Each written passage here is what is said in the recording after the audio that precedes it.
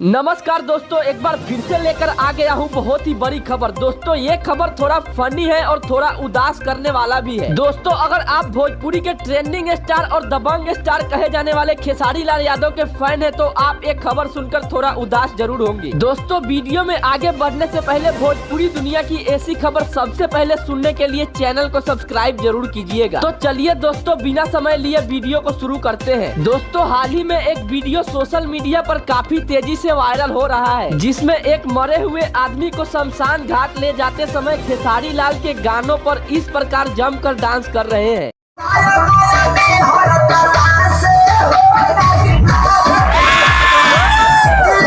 दोस्तों ये वीडियो आरा जिला का बताया जा रहा है, जहां एक आदमी मर गया है जिसको शमशान घाट ले जाते समय गांव के कुछ लोग डांस कर रहे हैं। साथ में ऑर्केस्ट्रा की 2 लड़कियां भी डांस कर रही है। तो दोस्तों आपको क्या लगता है, आरा के लोगों को ऐसा करना चाहिए कि नहीं, नीचे कमेंट